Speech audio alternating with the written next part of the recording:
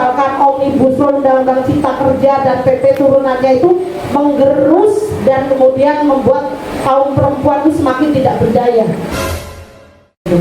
Memperingati itu kan mengingatkan kembali perjuangan kawan-kawan buruh perempuan terdahulu, bagaimana perjuangan mereka menuntut upah, terus kemudian jam kerja untuk diperpendek terhadap hak perempuan gitu kan, yang berakibat kepada kawan-kawan perempuan ini mendapatkan satu perilaku yang tidak dimanusiakan. Contoh, sistemnya kerja kontrak ataupun outsourcing dan magang, pemagangan yang hari ini membuat kawan-kawan perempuan tidak bisa mendapatkan cuti haid, tidak bisa mendapatkan cuti keguguran atau bahkan melahirkan. Alasannya putus kontrak. Atau orang-orang yang pemangku kekuasaan harus diingat kalau mereka mensejahterakan perempuan, cabut itu Undang-Undang Cipta Kerja dan PP turunannya. Tidak ada lagi yang namanya Omnibus Law.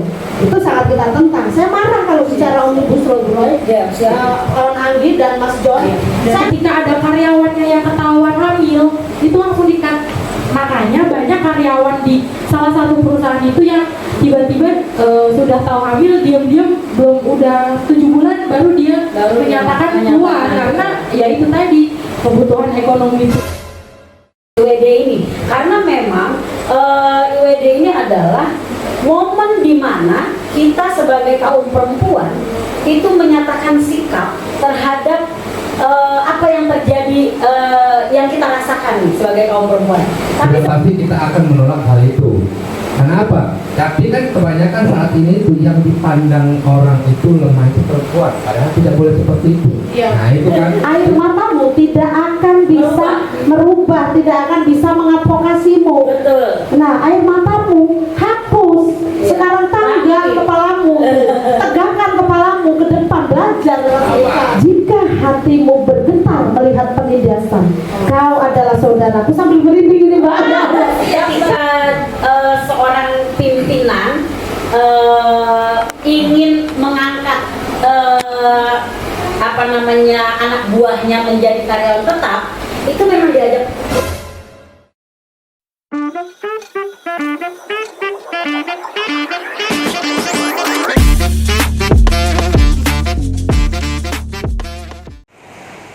Halo kamerad, selamat datang di podcast Ngobrol Santai. Ya, bersama saya dengan John Kuple atau yang biasa diakrab panggil Kuple.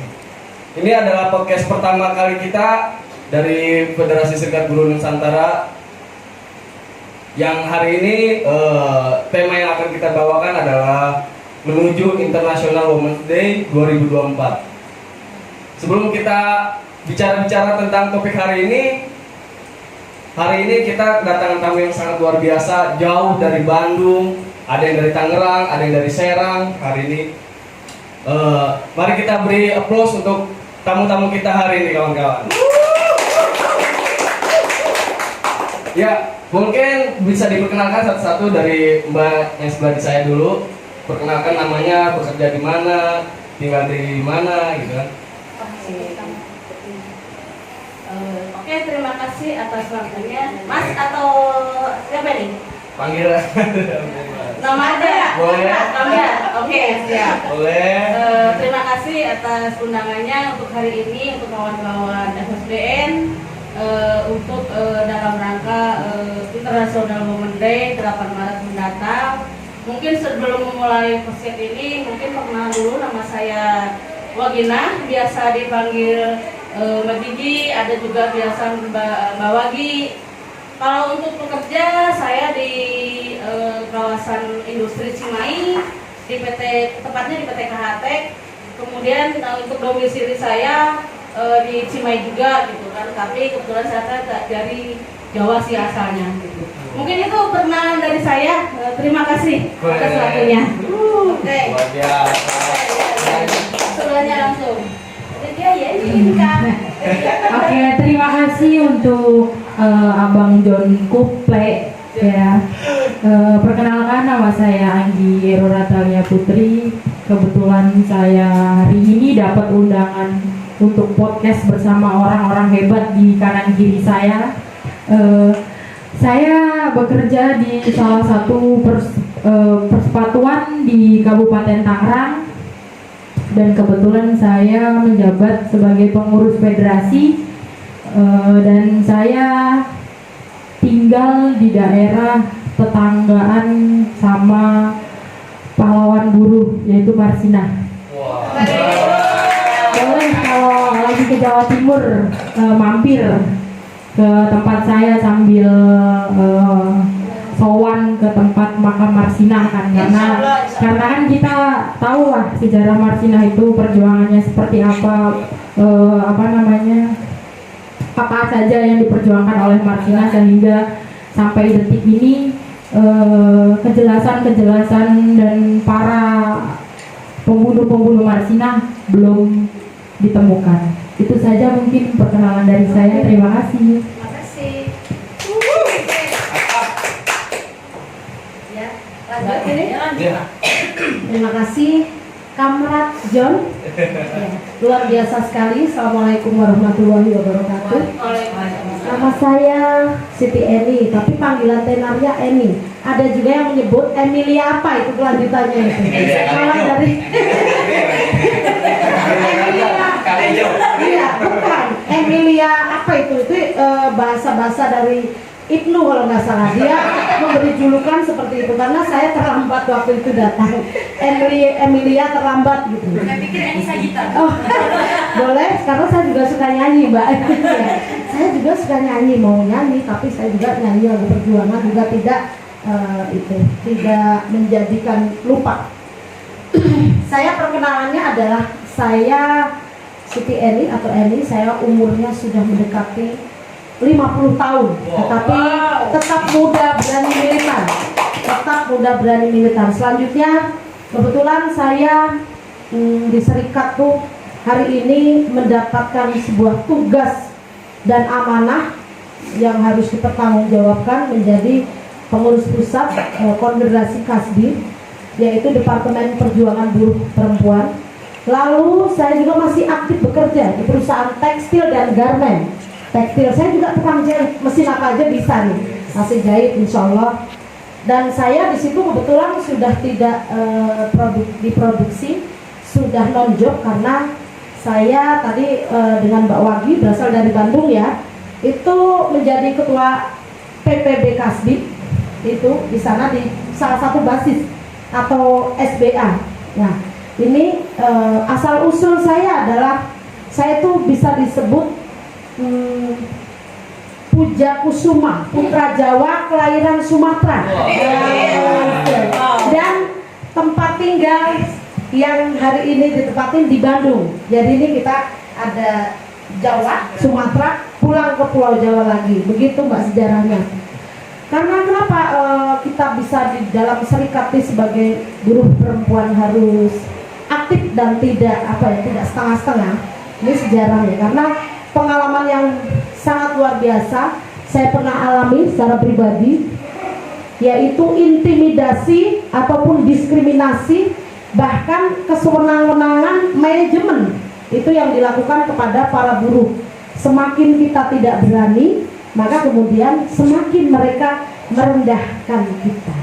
Nah, kesewenang-wenangan itu yang terjadi. Jadi aktifnya itu karena suatu hal dan kemudian ternyata sudah aktif dalam dan bergabung di dalam Konfederasi Kasbi, membuat kita berjuang dengan riang gembira dan tidak setengah-setengah. Itu mungkin perkenalannya. Dan untuk selanjutnya mungkin bisa Bu Roy, ini kawan saya. Terima kasih. Wow, mantap Mbak Eni, perjalanannya panjang. Terima kasih Mbak Eni dan teman-teman, terutama moderator Kuplek. Perkenalkan, saya Roy Lahija, saya dari Kabupaten Serang ya. Saya bekerja di pabrik persepatuan di daerah Kabupaten Serang. Kebetulan saya juga masih menjadi pengurus serikat pekerja di sana di perusahaan.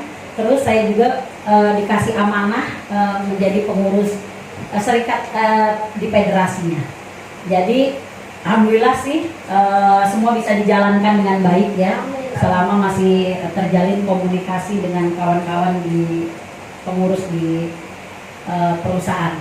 Itu aja kali perkenalan dari aku ya. Mungkin biar kita lebih fokus ke permasalahan inti. Udah dong. Kita Oke, terima kasih. Assalamualaikum warahmatullahi wabarakatuh. Terima kasih moderator Abang Kuple apa Bung Kuple? Bung Kamret Kuple. Boleh. Perkenalkan, nama saya Merianto. Kalau dipanggilnya sih, kalau di medsos itu terkenalnya itu Amer Khan. Anggur merah nih. Hanya dihilangin kan? Ada Amer Khan, bukan Amer aja. Saya sendiri dari perusahaan di Kabupaten Serang ya, PT PWI 2, biar itu kan, biar lebih jelasnya PT PWI 2. Di sana itu produksinya di persepatuan alas kaki. Saya juga di sana menjabat sebagai struktur organisasi KASBI di sana. Kebetulan saya juga dipercayakan, diberi mandat juga di FSBN sebagai staf di FSBN juga. Mungkin itu saja. Terima kasih. Assalamualaikum warahmatullahi wabarakatuh. Ya, tadi itu teman-teman PNS, tamu kita hari ini sangat luar biasa ya. Ada yang dari Bandung, Serang, Tangerang gitu kan.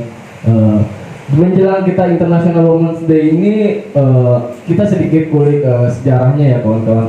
Bahwasannya pada saat di tahun itu gitu, di kaum buruh perempuan di kota New York melakukan demonstrasi secara besar-besaran, secara masif. Mereka menuntut upah yang layak atas ketertindasan pada saat itu. Mereka bekerja di buruh-buruh tekstil, garment, segala macam kayak gitu. Pada saat itu yang terjadi adalah ketika demonstrasi besar-besaran itu mereka mendapatkan perlakuan yang sangat represif dari aparat-aparat tersebut gitu kan. Pada akhirnya ada sebuah kejadian momen besar di saat itu, maka terlahirlah sebuah International Women's Day atau hari sebuah perjuangan buruh perempuan pada saat itu. Aku sedikit ingin mengetahui gini dari kawan-kawanku semua, apa sih yang kawan-kawan refleksikan terhadap perjuangan pada saat itu hingga saat ini terhadap buruh perempuan ini. Bagaimana ketertindasan hari ini tuh apakah masih ada atau enggak sih gitu kan? Kayaknya di zaman 2024 ini orang menganggap udah sesuatu yang modern nih. Mungkin udah nggak ada kali ya kerja rodi, udah nggak ada kali ya ketertindasan yang hal-hal lainnya gitu ya. Aku pengen tahu gitu, bagaimana kawan-kawan untuk merefleksikan atas perjuangan pada saat itu hingga saat ini masih ada nggak sih yang kayak gitu?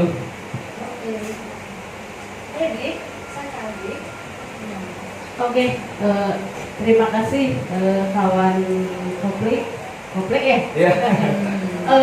Terkait sejarah International Women's Day, kita di sini sudah sedikit paham terkait sejarah itu sendiri, gitu kan. Kalau bilang setiap tanggal 8 itu perayaan, kalau saya kurang sepakat ya. Karena ketika kita bilang adalah perayaan, berarti kita sudah merdeka, sudah berhasil, tidak ada ketertindasan. Ya. Di sini saya lebih sepakat untuk memperingati, gitu kan. Memperingati itu kan mengingatkan kembali perjuangan kawan-kawan buruh perempuan terdahulu, bagaimana perjuangan mereka menuntut upah, terus kemudian jam kerja untuk diperpendek, terkait hak perempuan, gitu kan. Pribadi saya itu sangat luar biasa perjuangan mereka, makanya kemudian sampai hari ini kita terus memperingati itu karena memang kondisi hari ini itu masih jauh dari kata layak untuk buruh perempuan, karena memang walaupun emang aturannya sudah ada di dalam aturan perundang-undangan, tetapi pelaksananya di perusahaan-perusahaan di hampir seluruh wilayah Indonesia itu masih banyak yang belum terlaksanakan. Itu khusus untuk hak-hak perempuan gitu kan ya.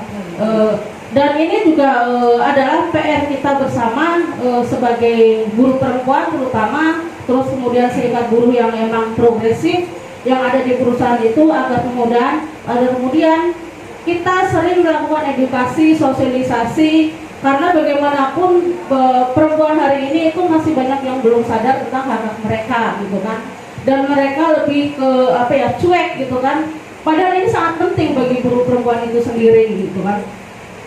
Karena itu juga dari beberapa faktor juga sih sebenarnya gitu kan, nanti mungkin kawan-kawan bisa menambahkan, bisa karena emang faktor ketidaktahuan, terus kemudian faktor juga emang mereka dikejar target karena sangat luar biasa hari ini buruh perempuan yang bekerja di tekstil, garment terutama di persepatuan. Nanti kawan-kawan bisa tambahkan bagaimana target itu sangat luar biasa di dalam, tekanannya sangat luar biasa sehingga banyak kawan-kawan buruh itu cenderung nanti kalau misalkan saya ngambil ini hak saya, nanti saya dimarahin sama kepala bagian karena emang tidak mencapai target gitu kan. Itu sih kalau dari saya gitu, mungkin nanti kawan-kawan bisa menambahkan. Masih banyak sebenarnya hal-hal lain yang emang harus kita ungkap gitu kan, harus kita bongkar secara bersama-sama gitu kan, harus kita pahami secara bersama-sama agar kemudian hak buruh perempuan ini bisa dirasakan oleh semua buruh perempuan. Mungkin itu dulu dari saya. Oke, nyambung ya. Cek. Iya. Cek. Oke, nyambung tadi. Apa yang direfleksikan? Sejatinya yang harus kita refleksikan tadi benar, tidak ada perayaan. Kalau perayaan itu berarti merayakan sebuah kemenangan. Tetapi kalau memperingati, kita mengingatkan kembali sejarah. Nah, memperingati hari Kartini, memperingati hari Guru Nasional, memperingati 17 Agustus. Nah, situ yang kita refleksikan hari ini adalah bagaimana perjuangan waktu itu kawan-kawan perempuan di Amerika Serikat yang memang mereka itu begitu berdarah-darah. Nah, kemudian kemenangan, sedikit kemenangan itu belum kita dapatkan menjadi sebuah kemerdekaan buat kawan-kawan perempuan.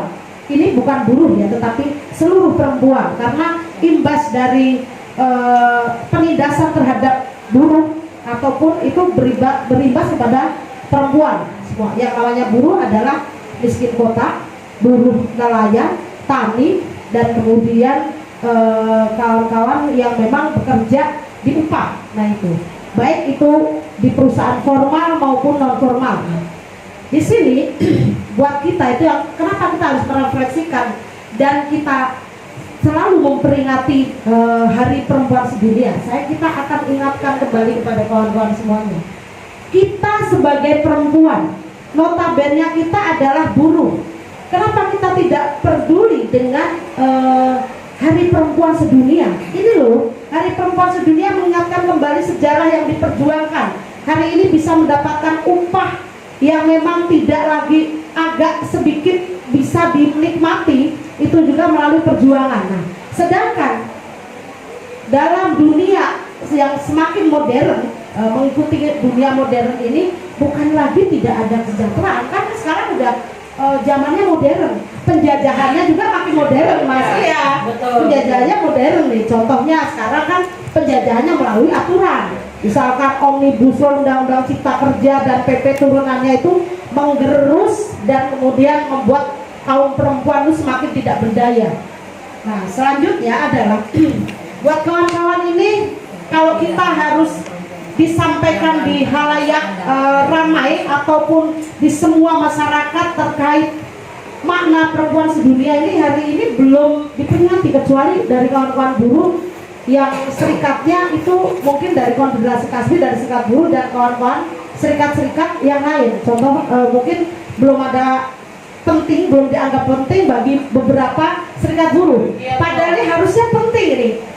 Serikat apapun warnanya, tapi yang notabene di situ ada perempuan harus diperingati. Karena kita punya statement, tidak ada pembebasan kaum buruh tanpa pembebasan kaum perempuan. Ingat, perempuan adalah generasi atau yang melahirkan calon generasi penerus bangsa, yang melahirkan suatu adanya peradaban di dunia, itu adanya kaum perempuan. Nah, kalau kaum perempuan sendiri tidak mendapatkan sedikit kehidupan yang buat mereka adalah bisa dilangsungkan secara layak ataupun secara manusiawi. Bagaimana dengan kawan-kawan atau anggota atau kawan-kawan yang lain dan generasi penerusnya? Bagaimana dengan Indonesia menuju generasi emas? Kalau hari ini tahun 2024 itu sedang menuju Indonesia menuju generasi emas. Sedangkan hari ini aturan, kita boleh sambungkan ya Bu Roy ya, Anggi, kita di contoh hari ini yang melalui regulasi Undang-Undang Cipta Kerja dan PP turunannya yang berakibat kepada kawan-kawan perempuan ini mendapatkan satu perilaku yang tidak dimanusiakan. Contoh, sistemnya kerja kontrak ataupun outsourcing dan magang, pemagangan yang hari ini membuat kawan-kawan perempuan tidak bisa mendapat cuti haid, tidak bisa mendapatkan cuti keguguran atau bahkan melahirkan. Alasannya yuk putus kontrak. Kenapa kamu putus kontrak? Karena memang sistemnya sudah diberikan kepada dan sudah ada di regulasi dan diakui dan disahkan oleh presiden. Nah ini kan presiden kita ini kayak seolah-olah lahir dari batu ya. Kita harus berpikir di situ. Iya, memangnya mereka lahir dari batu, misalkan dari Jokowi atau orang-orang yang pemangku kekuasaan. Harus diingat kalau mereka mensejahterakan perempuan, cabut itu Undang-Undang Cipta Kerja dan PP turunannya. Tidak ada lagi yang namanya Omnibus Law. Itu sangat kita tentang. Saya marah kalau bicara Omnibus Law, Bu Roy. Kawan Anggi dan Mas John, saya marah sekali karena emang ini apa ya? Apa ini membuat kita dimiskinkan, kita dihajar, kita terhimpit, tidak bisa berbuat apa, bahkan kita berserikat pun jadi takut, jadi emosi nih ya.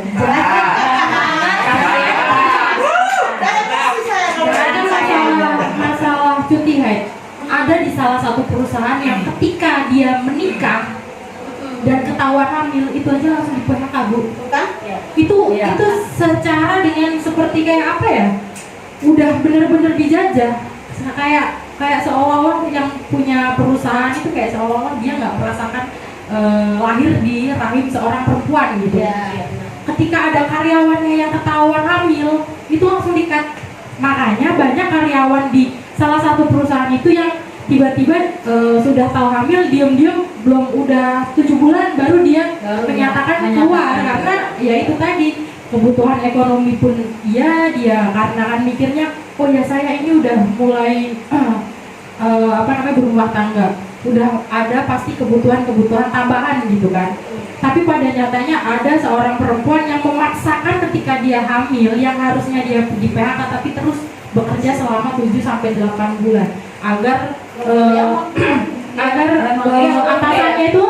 atasannya itu tidak tahu bahwa dia itu hamil, karena kalau ketahuan dia hamil dia langsung di-cut begitu saja gitu loh. Jadi emang apa ya, selain kita merefleksikan terkait IWD ini, kita juga melanjutkan perjuangan yang kemarin belum sempat terjalankan seperti itu, Bu. Ya. Artinya gini loh, bahwa memang penindasan terhadap perempuan sampai hari ini itu masih dirasakan. Artinya 8 Maret ini tidak hanya menjadi peringatan saja, tapi bagaimana kita agar menyuarakan apa yang menjadi keinginan kaum perempuan. Itu sih kalau aku pandangannya ya terkait IWD ini. Karena memang IWD ini adalah momen di mana kita sebagai kaum perempuan itu menyatakan sikap terhadap apa yang terjadi, yang kita rasakan nih sebagai kaum perempuan. Tapi sebenarnya tidak hanya kaum perempuan saja yang menolak intimidasi atau penindasan. Hari ini ya terbukti sih, ada kawan-kawan kita yang laki-laki juga mendukung bahwa dia juga tidak suka dengan intimidasi. Benar nggak Pak Mary? Coba kalau pandangan Pak Mary, coba seperti apa nih? Memang ya apa yang dibilang Anggi, dibilang Mbak Uki, dibilang memang itu masih terjadi gitu. Ya kalau menurut saya sendiri terkait penindasan itu baik dia perempuan atau lelaki itu sudah tidak benar. Sudah pasti kita akan menolak hal itu. Kenapa? Tapi kan kebanyakan saat ini tuh yang dipandang orang itu lemah itu perempuan, padahal tidak boleh seperti itu. Nah itu kan, itu yang sering karena kita selalu sebut. perempuan itu dicap, perempuan itu gini, perempuan cuma paham terkait dapur, kasur, hancur sumur. Benar nggak? Nah, itu makanya kan poinnya bahwasanya perempuan-perempuan saat ini belum sepenuhnya memahami apa itu terkait Women Day ini, memperingati bahwasanya dulu itu pernah terjadi ibarat pembunuhan terkait buruh perempuan, marginal gitu contohnya ya. Mereka itu tidak tahu apa yang diperjuangkannya gitu. Hari ini. Nah, hari ini.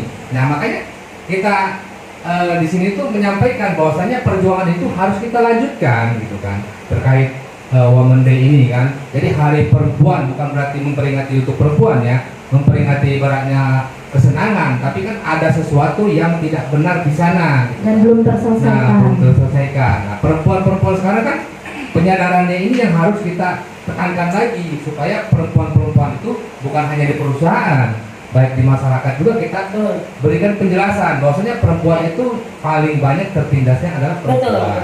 Betul Bang. Nah, untuk saat ini gitu kan, itu pandangan saya karena kan penyadarannya itu memang harus lebih ekstra lagi gitu kan. Mungkin seperti itu. Kembali.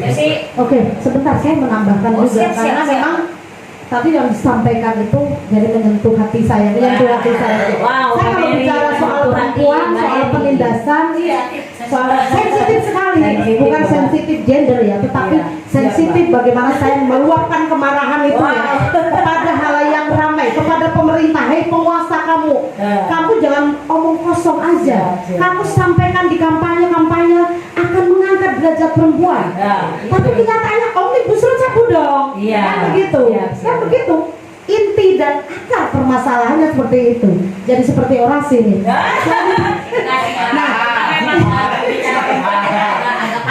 panas sama sekali karena memang saya itu setiap hari melihat fenomena bagaimana seorang perempuan itu ujung-ujungnya cuma nangis. Saya paling males banget kalau udah mengadu nangis. Air matamu tidak akan bisa merubah, tidak akan bisa mengadvokasimu.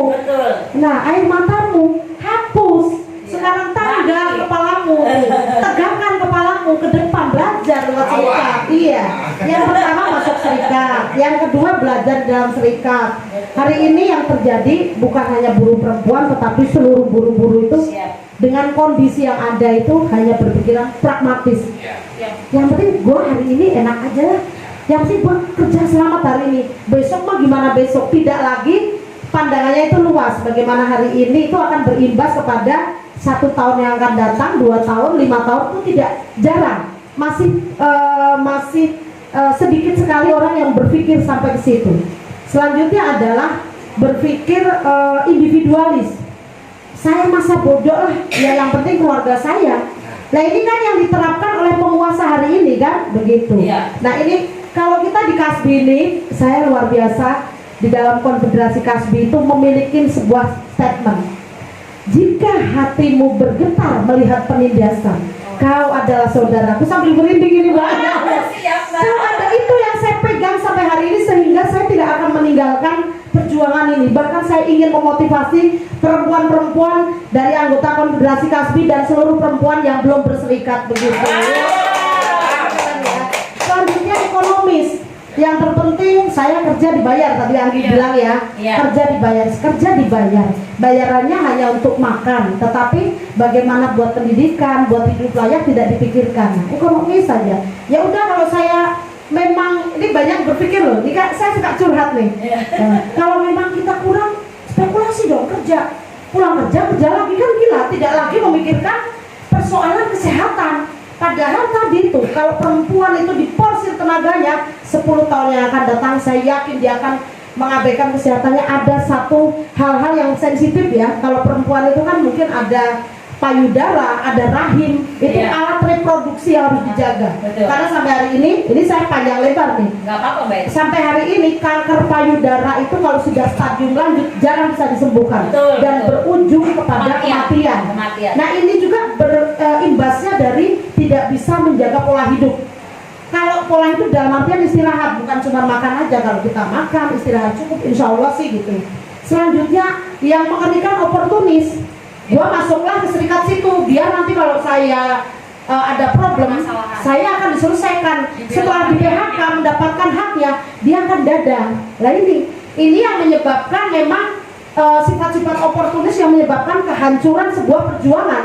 Kalau organisasi, insya Allah lah, Kasbi ini selalu ada orang-orang hebat. Yang dikatakan hebat bukan soal kecerdasannya luar biasa. Cerdas itu banyak, pintar itu banyak. Kalau cerdas sedikit ya, pintar itu banyak. Ilmu bisa baca di buku. Dalam praktek-praktek lapangannya, itu orang hebat tuh yang memang bisa teori dan praktek bisa diselaraskan. Begitu, gitu loh, Mas John. Mungkin saya akan sedikit menambahkan terkait ketertindasan buruh perempuan ini kan bukan saja menjadi tanggung jawab kita bersama sebagai serikat buruh agar kemudian aturan itu bisa terlaksana di semua perusahaan, dan ini juga menjadi tanggung jawab dari pemerintah itu sendiri, khususnya Dinas Tenaga Kerja gitu kan. Aturan sudah dibuat, sudah ada, tetapi kalau tidak ada sosialisasi terhadap bawah gitu kan, karena hari ini ketika hanya serikat buruhnya yang berbicara tanpa melibatkan unsur dari pemerintahan dan kemudian dari pihak yang lain, itu kita nggak akan didengar oleh perusahaan.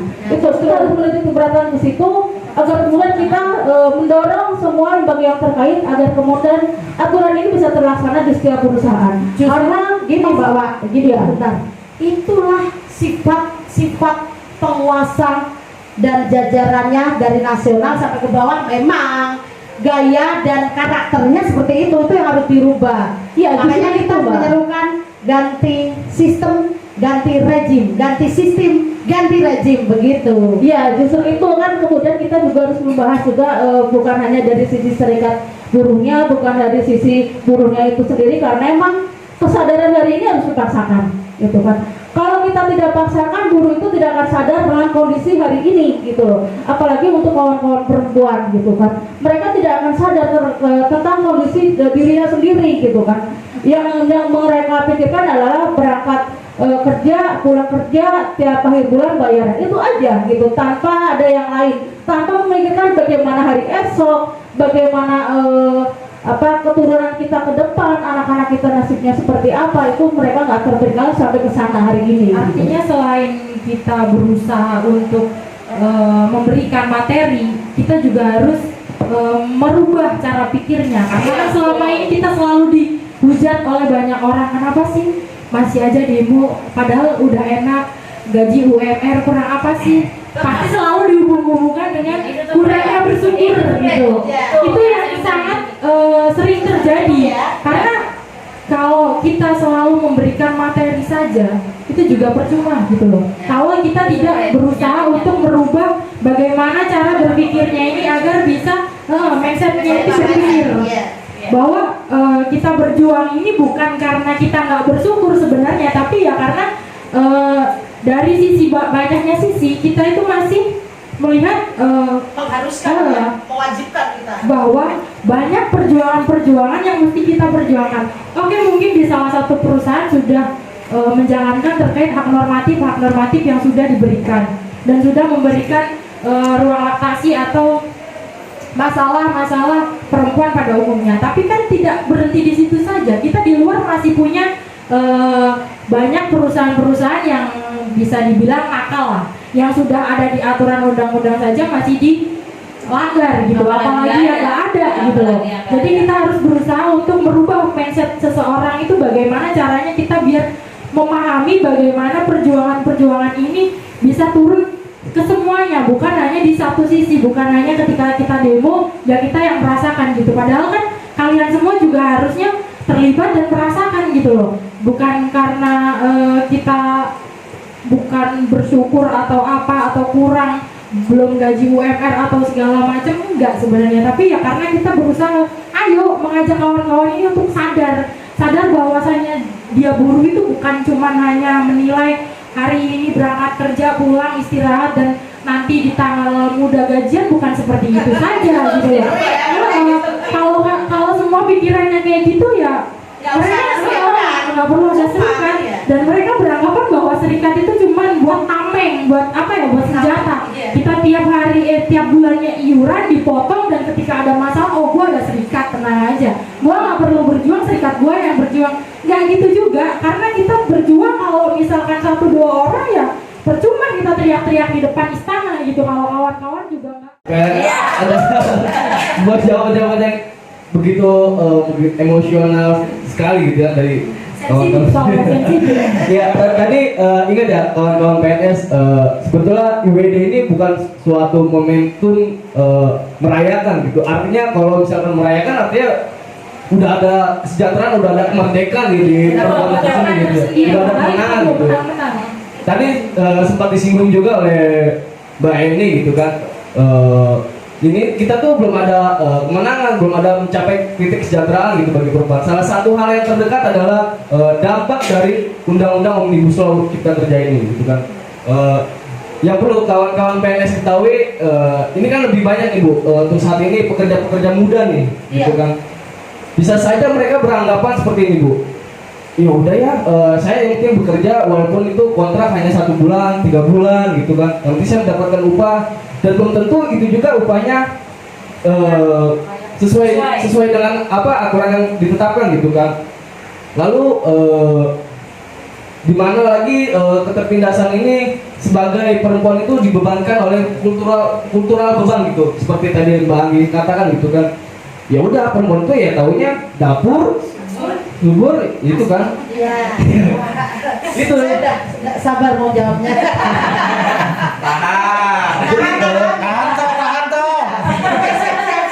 Jadi hal untuk pekerja-pekerja muda nih, khususnya perempuan gitu ya, sebagai lulusan baru gitu dari sekolah, karena tidak ada biaya untuk melanjutkan jenjang pendidikan yang lebih lanjut gitu kan, dia harus bekerja. Itu dampak terdekatnya apa sih Bu, Omnibus Law ini khususnya gitu bagi perempuan itu ya? Nah, jadi saya jawab ya. Saya mulai dari orang-orang muda ini yang penting kerja, saya dibayar walaupun 1 bulan. Sebenarnya idealnya adalah serikat pekerja itu sudah dikenalkan di sekolah-sekolah menengah atas. Idealnya seperti itu. Tapi Indonesia mana ada? Loh, kita kritisi dong. Dan itu iya, sampaikan kepada seluruh serikat agar kemudian kita bersatu, tidak lagi perjuangan terpetak-petakan. Ini hasil dari perjuangan bersaing terpetak-petakan. Seolah-olah bendera gue yang paling oke, masa gue yang paling banyak. Tidak, lu tidak akan dapat kemenangan. Buktinya Omnibus Law masih bercokol kan begitu. Idealnya seperti itu. Karena mereka tidak paham dan mereka tidak pernah ada pendidikan, makanya apa ya, kita rajin nih dari Konfederasi Kasbi, nanti kita menginisiasi bikin satu pendidikan edukasi sedikit setiap hari terkait penyadaran bahwa serikat buruh itu adalah, atau serikat pekerja, serikat buruh itu bukan hanya mengurusi soal buruh, itu serikat sejati, tetapi bagaimana punya ideologi mensejahterakan rakyat. Contoh hari ini kenapa sih kita berjuang Omnibus Law dan yang lain-lain di Istana Negara, padahal persoalan kita di akar rumput basis. Karena basis itu adalah imbas dari regulasi tingkat nasional. Nah itu.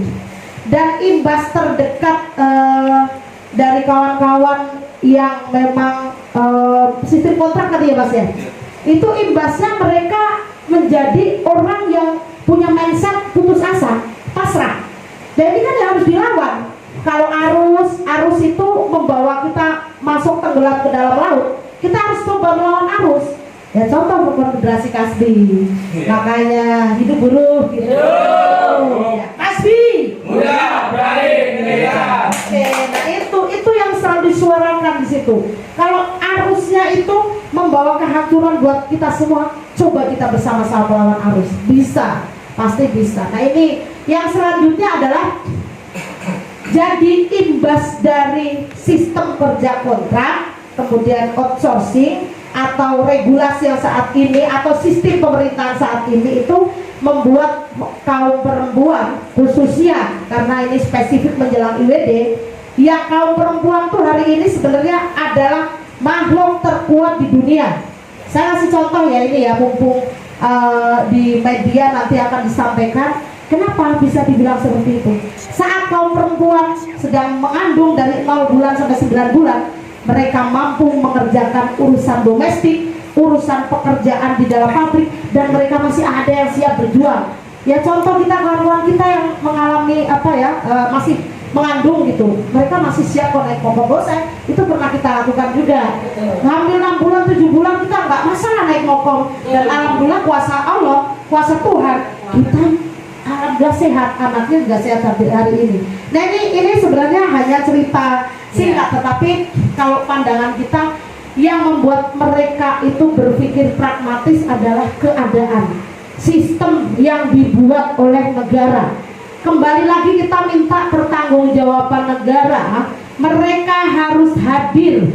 Mereka harus hadir untuk rakyat. Kalau mau mengangkat perempuan, tolong dengarkan rakyat. Ajak semua masyarakat atau rakyat untuk membuat regulasi. Jangan nyolong-nyolong, bikin omnibus law.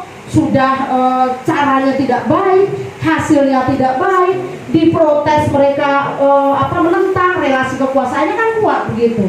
Nah ini yang terjadi di Indonesia. Terus kita nanti menyarankan kepada kawan-kawan kita yang sudah berumah tangga ataupun belum, sosialisasikan kepada anak-anak kita, sosialisasikan kepada saudara kita manfaat. Kalaupun tidak, yang paling efektif adalah ini HP ya. Tulis semuanya, karena semua orang hari ini yang dilihat tuh HP. Kalau kita TikTok, ya jangan cuma joget-joget aja. Kalau kita TikTok itu boleh joget-joget, tapi ada isinya bahwa hari ini yang terjadi kondisi perempuan dan sistem kontrak akibat omnibus law. Nah seperti itu, hal-hal seperti ini apa saja tuh bisa langsung viral. Iya, viralkan saja kalau memang ini memang menyangkut kondisi kita hari ini. Itu yang terjadi hari ini membuat mereka dalam keputusasaan. Daripada yang kita dengar apa mas, daripada ya sudahlah, karena ada beberapa perempuan yang wong kita itu sibuk. Kalau mereka dalam keadaan terpuruk, mereka diajak untuk berjuang, bahasanya apa? Ya perempuan saya itu urusan anak, urusin suami, bikinin kopi, belum detail segala. Itu sebenarnya kita bisa atur-atur aja deh gitu. Kalau memang kita mau, sisi lain kita bisa membagi waktu.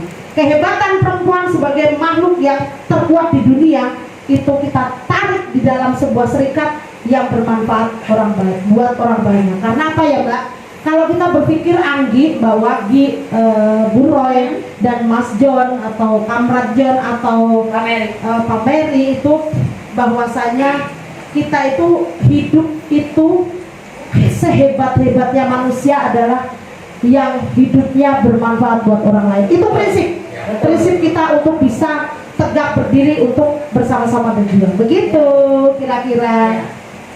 Mungkin sih aku gini nih Ple, dari pembicaraan pertanyaan Ple tadi ya, terkait kenapa sih hari ini kaum muda lebih cenderung menerima aja gitu kan. Ya udahlah, yang penting gua kerja, biarpun kontrak cuma sebulan, 2 bulan, yang penting gua nyobain kerja.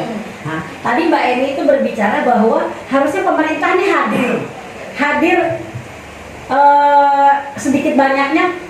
Yang dimaksud Mbak Eni mungkin ya, aku begini Mbak Eni, pemerintah tuh harus bilang dong bahwa peran organisasi serikat pekerja itu penting gitu, dan itu harusnya ditanamkan sebelum mereka bekerja. Apa seperti itu atau gimana Mbak? Sayangku, jadi pemerintah itu harus hadir bahwasanya tidak ada regulasi yang membuat mereka putus asa. Omnibus law dan itu tuh yang membuat mereka putus asa itu begitu. Oh, gitu Omnibus ya. law. Nah kemudian yang buat mereka putus asa itu ya karena keadaan mau gimana lagi, wong memang sudah kondisi itu. Sering sekali saya dengar pemerintah itu hadirnya dalam arti peduli. Kalaupun idealnya pemikiran kita itu tadi, kenapa serikat tidak dikenal, diabaikan, bahkan ada yang nggak tahu apa itu serikat buruh itu apa, yang suka demo. Nah itu sebenarnya idealnya itu dari mulai sekolah menengah itu sudah disosialisasikan, atau serikat buruh sudah mulai masuk ke dalam dunia pendidikan. Kalau mahasiswa sih oke lah, udah punya BEM dan yang lain-lain, cara berpikirnya sudah mulai intelektual. Tetapi kalau untuk SMA, mereka kebanyakan yang tidak bisa masuk perguruan tinggi itu bekerja, dan mereka tidak tahu apa-apa. Padahal secara digital mereka lebih oke. Secara pemikiran mereka lebih fresh, Bu Roy. Ya, tetapi betul. idealnya sebenarnya hal seperti itu harus dilakukan. Dari semua serikat buruh mengajukan kepada pemerintah bahwasanya organisasi atau serikat buruh harus mulai diberikan pengenalan oleh kita sendiri, dari kawan-kawan serikat boleh masuk ke dunia pendidikan. Lah ini kan yang terjadi malah seolah-olah mengarah ke union busting kalau omnibus law ini. Pemerintah harus hadir kamu cabut itu omnibus law, itu udah akar permasalahan itu, akar permasalahan kita begitu. Ya, terima kasih. Ya, itulah tadi kawan-kawan PNS ulasan-ulasan atau tentang ketertindasan hari ini yang masih terjadi oleh kawan-kawan perempuan gitu, khususnya di lingkungan kerjaan gitu ya. Mulai dari upah murah, lalu kerja dengan sistem outsourcing, bahkan tadi si perempuan itu sedang hamil sampai harus tutup-tutupan gitu oleh pimpinan atasannya gitu ya. Saking apa yang menurutku menakutkan gitu, maksudnya gimana ya, menganggapnya itu jauh bahkan lebih kejam gitu saat ini gitu. Aku kira bahkan atau teman-teman PNS menganggap di 2024 ini mungkin kita udah tidak ada lagi sih ketertindasan, atau bahkan sebutannya kalau dulu kan mungkin kerja rodi atau kerja paksa segala macam kayak gitu. Kita menganggap udah nggak ada gitu. Tapi kenyataannya hari ini yang terjadi di lapangan ya itu faktanya gitu, masih banyak ketertindasan, bahkan masih jauh gitu kan. Nah, menjelang International Women's Day ini kan nggak luput nih kawan-kawan perempuan ini tidak terlepas dari tentang pelecehan seksual gitu kan. Walaupun di laki-laki pun ada seperti itu, tapi kita ingin ngobrolkan ini lebih ke arah perempuannya gitu. Tidak terlepas dari tentang pelecehan, entah itu di pabrik gitu kan, atau bener nggak sih ya gini. Misalkan tentang, aku pernah mendengar di tahun kemarin itu ada sebuah karyawati gitu, pekerja perempuan di salah satu perusahaan di daerah Cikarang gitu. Dia ingin taken kontrak itu atau menaikkan menjadi status karyawan tetap, itu harus dedication gitu. Itu menurut pandangan kawan-kawan itu seperti apa sih tentang tindakan-tindakan seperti itu? Aku dulu ngasih pandangan terkait itu ya kawan-kawan ya, bahwa apa yang dibilang sama Kuple itu bukan terjadi hanya tahun kemarin, Kuple.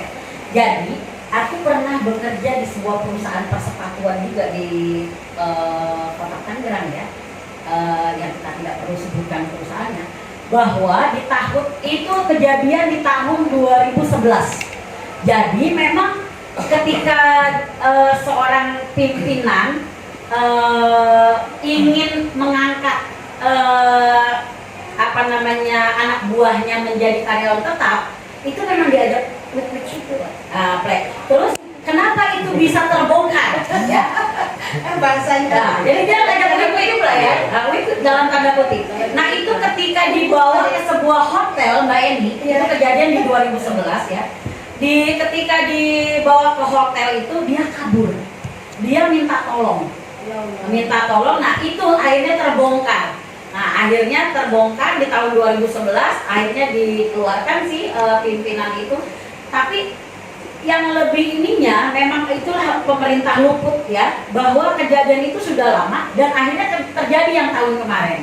Jadi kalau aku sih melihatnya memang ini masih menjadi kelonggaran buat pimpinan untuk relasi kuasa tadi loh, bahwa gue pimpinan lu bawahan gue. Itu ketegasan. Nah makanya itu sih Ple. Jadi apa yang diomongin Kuple itu sebenarnya sudah terjadi jauh lama terkait itu. Cuman mungkin di tahun ini tuh lebih kayak sosial media itu lebih dikit viral gitu. Jadi mungkin baru-baru ini adanya berita terkait seorang buruh perempuan yang ingin kontraknya lanjut ya dengan satu syaratnya ya apa yang disampaikan Bang Puput tadi, mau diajak apapun berhubungan badan, kita nggak usah bicara ditutupin atau atau kategori itu nggak usah gitu ya. Mengajak berhubungan badan yang benar-benar ini pelecehan terhadap perempuan. Karena sebenarnya masalah itu pun sudah diberlakukan dari tahun dulu, bahkan di zamannya Marsina. Kalau tidak saya lupa, tolong diingatkan kembali bahwa ketika perjuangan Marsinah yang memperjuangkan upah dan bahkan sampai dibunuh, sebelum dibunuh kan dia diperkosa dulu, yang pada akhirnya dia meninggal dan menghilangkan jejak begitu saja. Ya karena memang itu tadi seseorang yang merasa punya kuasa, yang Relasi kuasa ya, relasi kuasa yang bisa berkuasa, dia mampu semena-mena melakukan apa saja kepada karyawan-karyawan di bawahnya, atau bisa dibilang bawahannya lah. Gue bisa kok melakukan apa saja asal gue senang, asal gue puas, kasarannya begitu. Ya mungkin karena memang baru-baru ini ada sosial media yang baru yang judulnya TikTok itu tadi, yang salah satu konten yang memang dengan mudahnya dia bisa viral begitu saja. Yang padahal kejadian-kejadian seperti itu sebenarnya sudah lama terjadi, yang mungkin bisa dikategorikan perempuan ini diam. Karena nggak semuanya perempuan itu mampu speak up, mampu menyuarakan apa yang sedang dirasakan, mampu dan berani menyuarakan apa yang sedang dia alami gitu. Mungkin karena memang kemarin itu perempuan itu mampu menyuarakan dan mampu melawan atas apa yang sudah dilakukan oleh pimpinannya, itulah yang membuat dia viral gitu loh. Jadi pada akhirnya ya jadi kebongkar semua apa yang sudah dilakukan para penguasa ini. Dan itu saya pikir bukan terjadi di perusahaan saja, bahkan di kantor-kantor besar pun itu pasti juga terjadi. Ya mungkin karena memang lebih itunya mereka sembunyi-sembunyi gitu. Karena kan pada dasarnya perempuan itu lemah, yang bisanya yang tadi sampaikan gue ini, yang bisanya cuma nangis gitu. Karena kalau cuma nangis tidak akan menyelesaikan masalah gitu.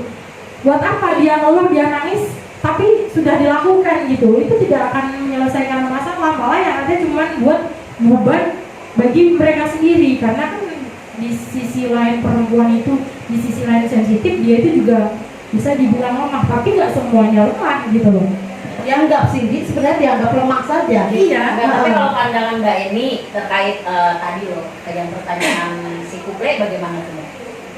Terkait bahwa kekerasan seksual itu masih ada, ya tadi salah satunya atasan kalau mau jadi karyawan tetap harus ya Mbak Eni langsung spek lah. Ini langsung pada akarnya. Akarnya kembali lagi regulasi pemerintah. Kalau tidak ada sistem kontrak tidak akan terjadi. Artinya kembali lagi ke pemerintah ya? Kembali lagi ke penguasa. Jangan cuma jadi penguasa, tapi lu jadi pemerintah, jadi orang nomor 1 di Indonesia, dengan tegas membuat regulasi yang memang mengangkat derajat perempuan, melindungi perempuan. Ini salah satunya itu tadi. Yang kedua, undang-undangnya TPKS kan baru disahkan tahun 2023 nih. 2023 kemarin 2023. Kejadian itu udah berpuluh-puluh tahun yang lalu. Ini aja undang-undang TPKS itu kalau nggak kawan-kawan perempuan dari gerakan perempuan dan masing-masing serikat itu mendorong agar disahkan undang-undang tersebut, tidak ada undang-undang tersebut itu launching. Karena memang begini, kayaknya mereka itu menganggap kita dimarginalkan deh kaum perempuan. Nah, yang imbasnya adalah perempuan ekonomi menengah ke bawah, sebenarnya tidak hanya buruh saja, tetapi terjadi di masyarakat. Iya, di masyarakat lingkungan kita juga iya. Dan menganggap rendah perempuan itu terjadi. Kembali ke undang-undangnya, kalau tidak ada sistem kontrak itu bisa mengurangi resiko pelecehan atau kekerasan terhadap perempuan. Itu tadi, kalau mau sistem kontrak, kalau mau saya angkat, kamu harus mau berhubungan badan atau melayani hawa nafsu. Jadi perempuan itu dianggap objek. Ini suatu kebiadaban.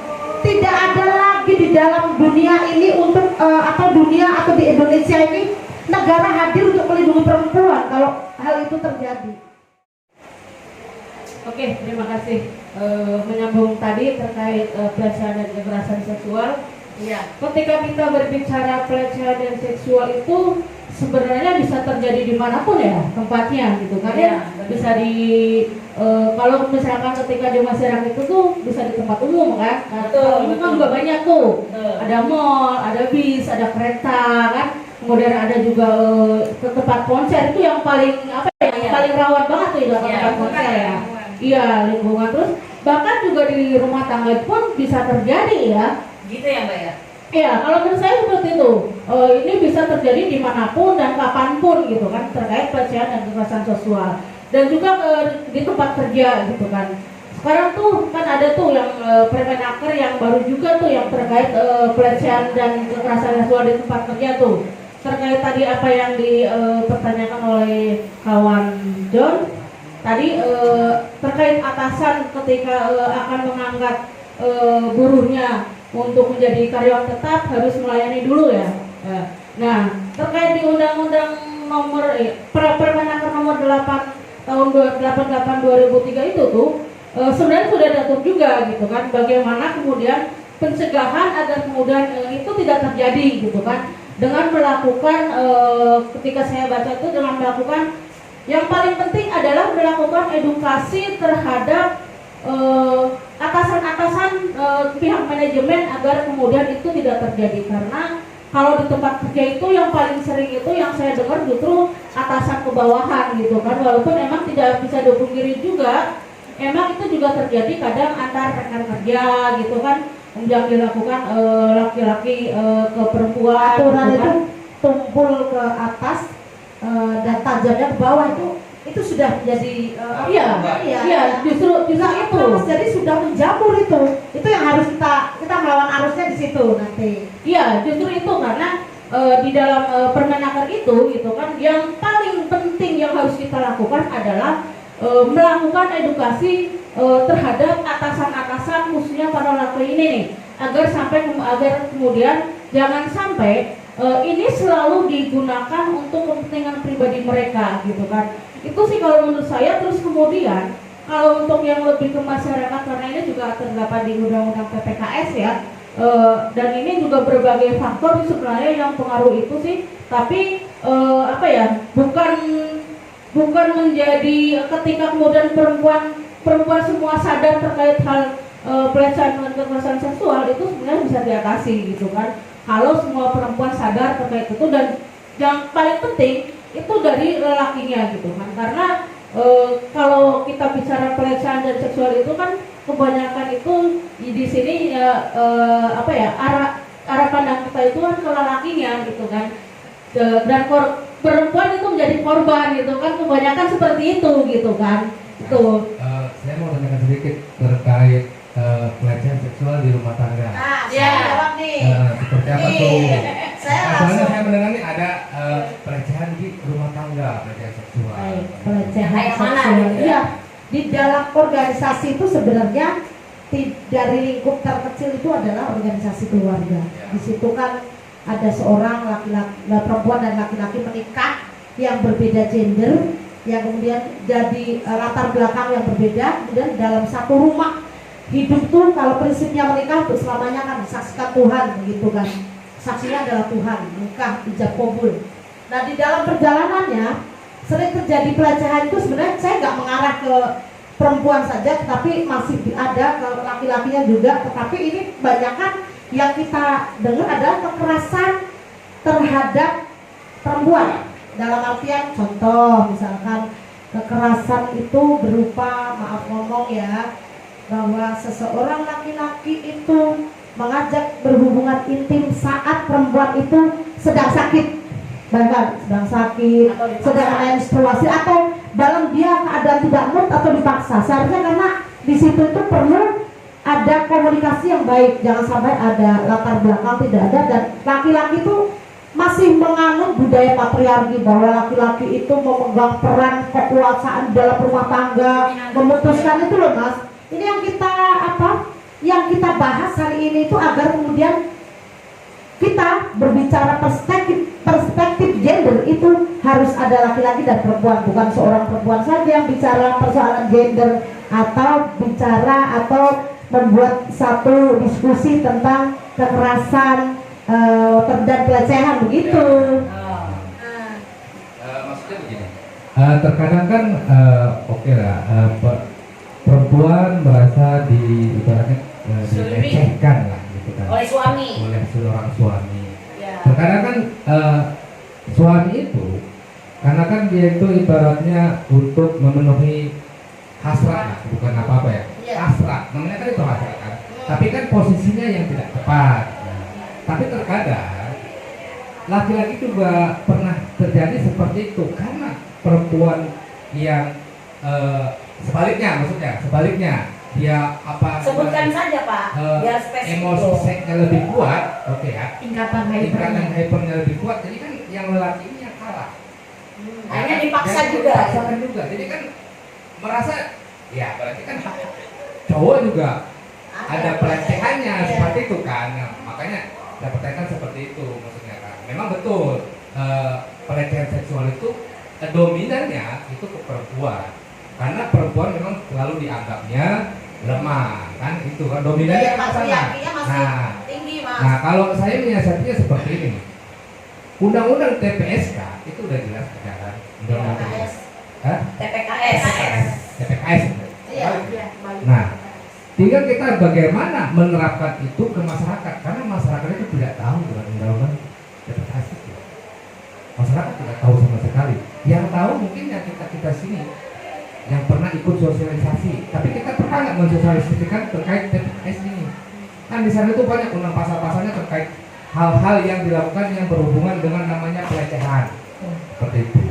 Kalau menurut hemat saya sih kita harus lebih menyebarluaskan terkait undang-undang TPKS ini agar tidak terjadi pelecehan-pelecehan di kemudian hari yang lebih berbahaya, kan seperti itu. Artinya begini, saya nangkep dari apa yang tadi Mbak Eni jelaskan, terkait pelecehan seksual dan kekerasan seksual ini berbeda artinya, betul begitu Bu Eni? Iya. Nah, dari sini kan terlihat karena di luaran sana yang masih ada beberapa orang dan bahkan menganggap kalau antara pelecehan seksual dengan kekerasan seksual ini sama. Padahal kan artinya saja sudah berbeda. Di mana pelecehan itu sesuatu hal yang tidak bisa kita terima. Itu sesuatu pelecehan ya. Iya. Tapi kalau kekerasan seksual ini menyebabkan tidak nyaman. Artinya kalau kekerasan seksual ini ada tindakan-tindakan yang di luar dari ketidaknyamanan. Entah itu ada pemukulan atau entah itu ketika berhubungan badan ada sesuatu hal atau benturan apa yang memang dirasa tidak nyaman. Artinya kan seperti itu. Karena di luar sana pelecehan seksual dengan kekerasan seksual ini disamaratakan gitu. Kalau kekerasan Gitu. seksual itu ada satu Penghinaan yang ada penyerangan di situ, itu kekerasan ya. Kalau pelecehan seksual, mohon maaf ya Mas, kita memandang seorang perempuan itu kan sebagai objek untuk cuci mata bahasa. Nah ini terjadi di masyarakat luas, kita bisa cuci mata, sucuin, bahkan ada orang mungkin pakai pakaian yang menurut dia adalah dia ekspresi. Kita itu tidak bisa menahan diri. Sebenarnya kalau kita belajar bersama tentang perspektif gender, itu laki-laki dan perempuan itu belajar memahami satu sama lain. Dalam artian di situ timbul seperti kita ya, ini kita bareng seperti di keluarga saya dengan kawan John dan kawan-kawan yang lain, kawan di Tangerang yang sudah ada di dalam organisasi ini, kita saling menghargai karena menganggap ini adalah satu keluarga dan kita juga punya latar belakang keluarga masing-masing di sini. Makanya tidak ada jangan sampai ada yang kekerasan atau pelecehan, dan kita sudah belajar terkait perspektif gender itu sendiri, memahami itu sendiri. Tetapi kalau pelecehan itu kan tadi sudah definisinya itu bukan hanya memperkosa atau apa, bahkan memandang, membuat orang itu nggak nyaman. Bahkan pelecehan itu bisa kategori dengan mengirimkan video-video porno, itu juga pelecehan. Iya, berbasis elektro. Iya, nah itu nanti kan banyak hal yang bisa disampaikan, makanya karena undang-undangnya juga baru tahun 2023 disahkan.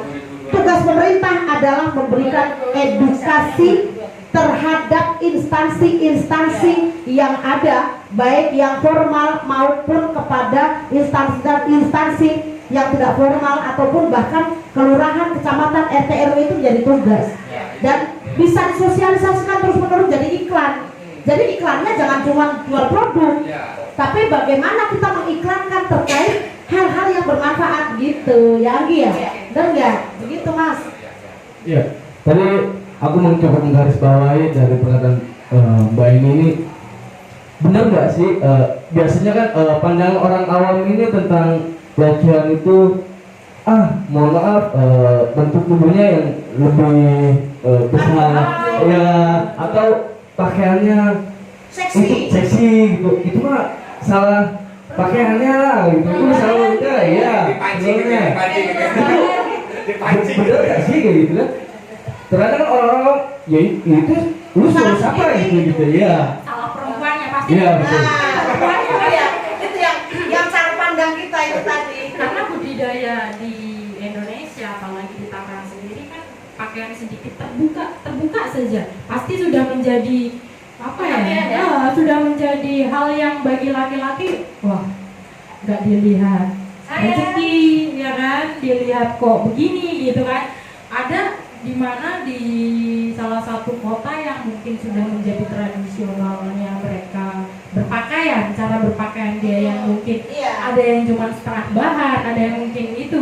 Tapi kembali lagi kepada kepada pemikiran bagaimana pemikiran laki-laki itu bisa berpikir secara positif. Tapi pada kenyataannya laki-laki ini memang nggak bisa berpikir secara positif atau gimana sih, Bang Mary? Coba, aku pengen tahu kalau Bang Mary sendiri kalau melihat cara pandang Bang Mary ketika ada perempuan yang mungkin bajunya itu setengah badan atau gimana? Atau pakai Atau pakai bahan itu itu cara pandangannya gimana? Apakah ada mungkin juga yang pikirannya tidak mau melihat karena memang ya bukan bagian untuk dilihat, tapi ada mungkin laki-laki yang memang dirasa wah boleh juga ini jadi menimbulkan sisi pelecehan karena kan pelecehan tidak dengan secara pegangan atau fisik aja, tapi non verbal kan juga termasuk ya yang tadi Bu Eni sampaikan catcalling atau secara pandangannya berbeda itu sudah salah satu menjadi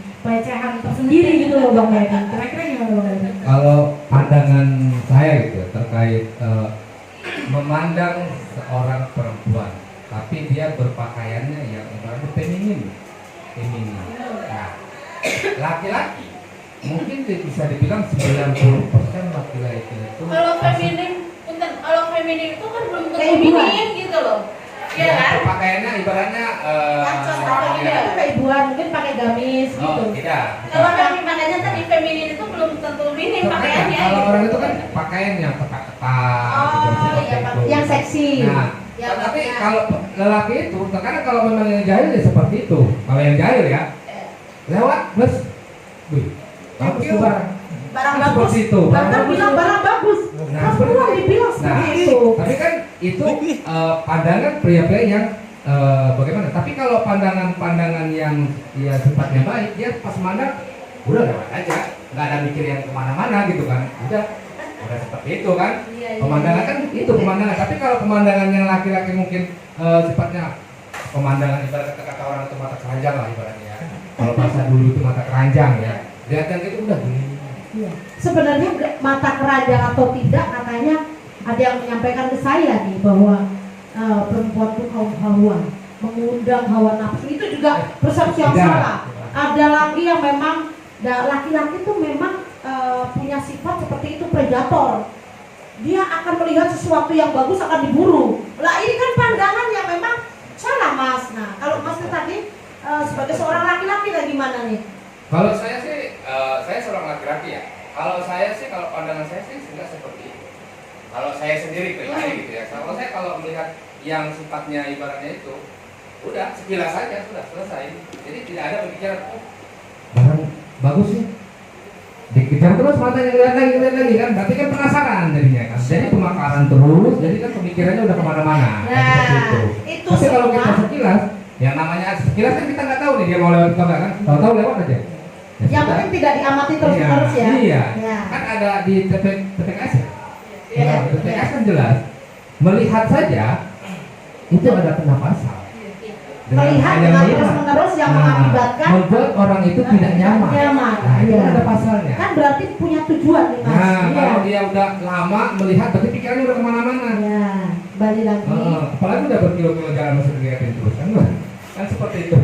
Bahkan diikutin, Nah. diikutin sweet, diikutin Nah, itu. dan akhirnya perempuannya atau si perempuan tuh akan dikejar karena untuk bahwa laki-laki tuh ingin mendapatkan sesuatu Iya. dari si Maka kalau perempuan ini. seperti kata ulama kan kalau dia sekilas melihat, ya namanya rezeki kan. Sekarang udah sekali lewat. Nah, Tapi kan ini kalau ini kan dia melihatnya Jangan. terus. Ya namanya udah sudah lewat kita nggak sengaja kan. Oh, lewat aja yang rezeki itu seksi banget, kan. kesehatan, diberikan akal pikiran sehat. Gua kalau Ya, melihat betul. yang yang begitu seksi kan, seperti itu kan kita iya. nggak tahu nih, kita lagi jalan terus jalan lewat nih yang seksi, kita kan nggak harus ibaratnya nggak menyangka gitu, menurut kelihatan aja, oh sudah rezeki namanya udah lewat, lewat. Tapi kalau udah lihatnya udah terus wah seksi, pandangin terus, nah itu baru namanya kan ibaratnya udah pemikirannya Iya. udah kemana-mana. Kalau pandangan saya seperti itu. Ya, hal seperti itu yang aku menyampaikan itu karena memang tidak adanya pendidikan atau pendiskusian atau edukasi tentang perspektif gender. Perspektif gender itu bahwa cara pandang kita baik itu kaum laki-laki maupun perempuan yang mempunyai rasa tanggung jawab dan bagaimana kita harus bersikap jika semua misalkan penduduk negara ini sudah diberikan edukasi atau pendidikan dengan perspektif gender itu di semua instansi baik itu pemerintah, kampus, sekolahan, karena memang banyak juga ya yang memang mahasiswa menjadi korban dari dosen atau rektornya. Itu kita juga kan melihat di berita-berita di semua instansi, bahkan ada di suatu instansi yang memang itu religi begitu ya, itu kan pernah viral. Nah ini kan sebenarnya karena memang tidak adanya pendidikan atau pemahaman perspektif gender itu sendiri. Kita dan laki-laki dan perempuan itu punya tanggung jawab dan punya untuk bersikap bagaimana rasa tanggung jawab, pengetahuan dan mempunyai rasa tanggung jawab bagaimana kita harus bersikap, karena memang kadang-kadang kita harus menghargai tidak semuanya orang harus berjilbab ketika agamanya berbeda. Bahkan kalau memang orang yang memang seorang yang senang atau karakternya dengan gemar melakukan pelecehan itu, bahkan tertutup pun sekalipun mereka akan melihat kan ketika itu kaum hawa atau perempuan, bahkan mungkin melihat, bahkan di cadar pun dia melihat bentuk postur yang bagus, dia juga akan tetap melakukan hal yang sama. Tidak banyak yang menjadi korban seperti itu, karena memang berpakaian itu adalah bagian dari ekspresi. Tapi kalau kita sudah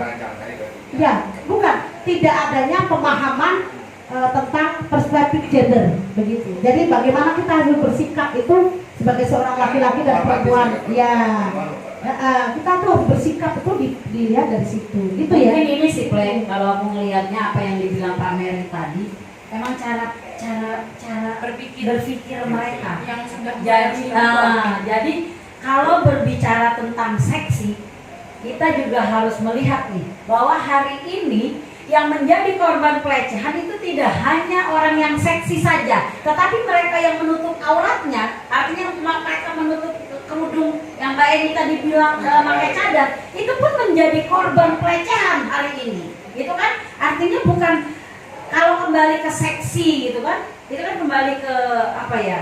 Apalagi menyalahkan cara pandang, apalagi banyak yang menyalahkan, banyak salah yang sendiri lu gitu. Iya, kenapa sih gitu kan? Udah dia menjadi korban, terus dia disalah-salahkan gitu kan? Apalagi Sedih banget jadi korban. Ada lagi bu ya, jadi begini, orang cewek, perempuan masih muda yang cantik berkerudung pun dia pakainya bagus pun karena dia punya paras yang bagus atau apa, dia itu masih mendapat pelecehan. Nah itu artinya kan cara berpikir seseorang tidak melihat pandangan. Sosialisasi, pemahaman, edukasi terkait perspektif gender. Perspektif gender tadi. Nah, itu itu sih penting buat kita semua, bagi masyarakat luas gitu aja. Tidak hanya perempuan, tetapi laki-laki. Tidak hanya Nah, itu laki-laki. sih Pleng, kalau aku ngelihatnya sih dan Ya, terkait negara kita negara Pancasila, Pak, ya. Bermacam-macam agama, jadi kan kita nggak bisa juga. Kecuali kita itu agamanya satu yang memang contoh ya. Contoh kayak seperti ibaratnya Palestina, nih. Semuanya bercadar ibaratnya.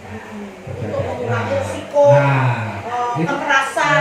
Ya itu kan bisa jadi. Tapi Kalau kita ternyata kan masih ada kekerasan. tapi tetap ada kan. Nih mas, iya sini mas.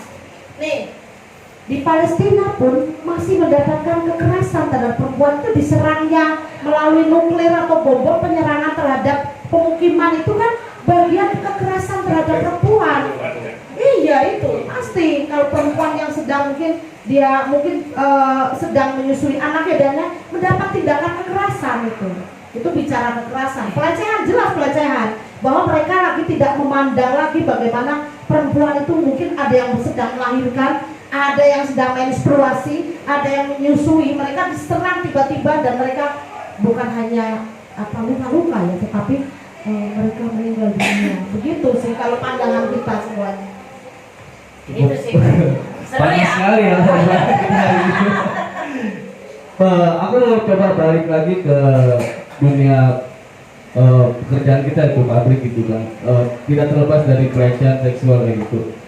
Sejauh apa sih di tempat kawan-kawan bekerja ini, perusahaan ini dalam rangka memerangi kekerasan seksual ini gitu ya? Udah sejauh mana gitu? Sudah adakah misal posko-posko pengaduan, misal kita tidak terlepas dari korban gitu, misalkan apalagi bicara mengenai tentang psikisnya gitu, itu kan sangat mempengaruhi banget gitu dari para korban ini. Aku mau tahu deh, sudah sejauh mana sih di tempat kawan-kawan bekerja ini perusahaan itu dalam rangka memerangi kekerasan seksual ini? Oh, mungkin aku dulu kali Ple ya. Kalau untuk kita, memang kita sudah punya PKB, perjanjian kerja bersama, dan itu alhamdulillah ya Pak Mary ya, terkait pelecehan itu kita sudah masuk di dalam. Mungkin memang ini yang menjadi tadi tuh antara pelecehan dan kekerasan itu yang masih menjadi perdebatan sampai hari ini. Jadi belum bisa membedakan karena memang kalau di perusahaan ketika itu melakukan pelecehan, kita ingin mengeluarkan pelaku, maka itu sudah terjadi hubungan badan, sudah terjadi hubungan intim. Nah, ketika hanya pelecehan yang tadi tuh hanya dicolek, disenggol, itu hanya kena surat peringatan terakhir saja, surat peringatan ketiga. Walaupun menurut undang-undang itu sudah berat gitu, tapi bagi kami korban itu sebenarnya belum puas dengan hanya surat peringatan saja. Ini dia ya dikeluarkan, tapi ya itulah sudut pandang yang belum ketemu tadi itu. Nah, terus bagaimana nih posko-posko yang kita terus mengedukasi melalui tim CR. Jadi kita ada tim CR dari HRD gitu bekerja sama dengan serikat untuk terus memberikan penjelasan bahwa kita sudah ada posko pengaduan. Ini jalurnya sudah ada misalnya di PKB di pasal 256. Nah, itu kalau untuk di tempatku bekerja sih, alhamdulillah sih itu sudah dijalankan, walaupun baru sedikit perempuan yang berani speak up. Karena bagaimanapun juga bagi mereka kembali lagi aib buat mereka. Itu sih kalau dari ngeri ya kalau udah bicara air. Saya menambahkan sedikit. Ini pernah terjadi di perusahaan kami, pernah terjadi. Tapi kembali lagi, dia berani lapor terkait permasalahan pelecehan, tapi endingnya dia berpikirnya kasihan dengan anak istrinya. Oh, berarti kembali ke perempuan karena penuh perasaan. Pernah, saya sudah naikkan itu. Kita akan ibaratnya dengan pasal yang jelas, undang-undang yang jelas kalau saya itu pelecehan. Dia mencium pipi, ya kan? Dia nggak terima di depan orang banyak. Itu kan pelecehannya luar biasa ya, depan orang banyak dicium pipinya, itu kan dianggapnya dia bercanda. Itu kan bukan waktunya bercanda, itu kan. Nah, kita naikkan kasus itu sebenarnya ramai. Nah, cuman itu endingnya ini anak ini kasihan dengan anak istrinya. Kalau kita udah jelas keluar pesangon, tapi anaknya ini kasihan Pak, anak istrinya makan apa kalau terkait kasus ini. Ya kalau kita sampaikan, kita akan membela kamu sampai kemana? Karena ini udah jelas salah, ini udah pelecehan yang luar biasa gitu kan. Kamu kan akan malu selamanya dengan hal ini gitu kan. Apa ya, dibikin secara psikis kita ya jelas. Iya, psikis. Iya, psikis. Jadi maksudnya psikis ya. Nah, tapi dia pemikirannya mungkin karena pemikirannya hatinya tadi bikinnya, wah kasihan. Ini anak istrinya kalau dia keluar sama pesawat makan apa? Nah, jadi kan keputusannya dia cuma escape aja. Itu. Tapi kalau saya udah keras-kerasan di sana, pokoknya ini harus ditindak. Kalau ini tidak ditindak, akan banyak wanita-wanita yang lain seperti ini, kan? Seperti itu yang kita perjuangkan. Tapi kembali lagi gitu ke perempuan yang tadi kan. Ya, kalau memang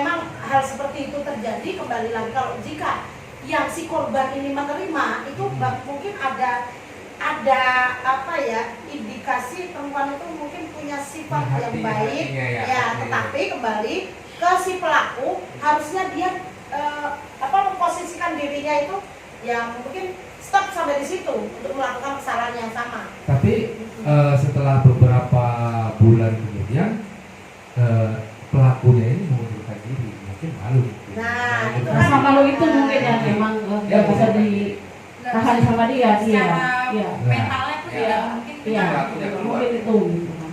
Setelah beberapa bulan dia keluar. oh iya, iya. Berartinya kan itu kan menjadi pelajaran yang sangat penting kepada baik itu kaum laki-laki maupun kaum perempuan agar itu tadi kita kalau belajar perspektif gender agar sama-sama punya rasa tanggung jawab terhadap diri kita masing-masing dan kita mempunyai satu tujuan dan bagaimana kita bersikap dalam artian bentengin dong diri Ya, kita ya. gitu ya, masing-masing diri kita, hanya diri kita kok yang bisa mengendalikan kita sendiri. aku lebih menyorotnya gini sih Bu.